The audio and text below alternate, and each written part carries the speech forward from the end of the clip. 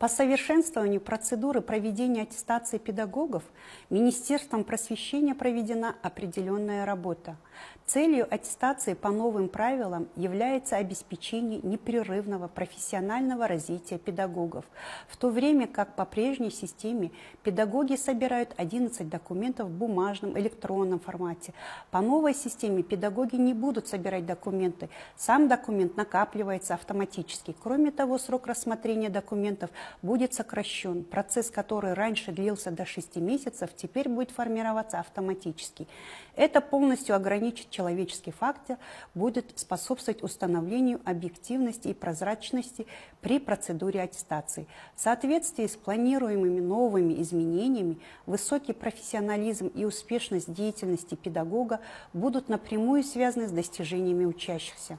Формирование материалов педагогов осуществляется систематически посредством интеграции с базами данных. Педагог самостоятельно подает заявление через личный кабинет на платформе. Еще одно важное изменение – педагог сдает тест только по предмету. Тестовые задания состоят из 3 разных уровней. Из теста исключаются вопросы на знание методики и педагогики. В соответствии с планируемыми новыми изменениями, высокий профессионализм и успешность деятельности педагога будут напрямую связаны с достижениями учащихся.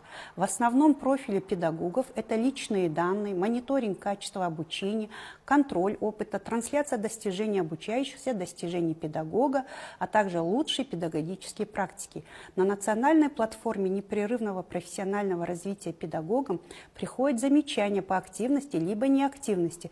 Это, в свою очередь, способствует усилению личной ответственности каждого педагога и обеспечит открытость. Это также избавит педагога от бумажной волокиты. По новой системе аттестационная комиссия рассматривает материалы педагогов на платформе. Экспертный совет исключен. Документы рассматриваются только аттестационной комиссией. В настоящее время в правила аттестации внесены изменения, и проект размещен на портале «Открытые нормативные правовые акты» для публичного обсуждения. Что касается этапов реализации, то в декабре будет утвержден новый приказ. В январе 2024 года в Восточно-Казахстанской, Западно-Казахстанской, Северо-Казахстанской и Туркестанской областях будет запущена платформа в пилотном режиме. По итогам реализации пилотного проекта будет полностью реализована подготовка к внедрению платформы во всех регионах республики.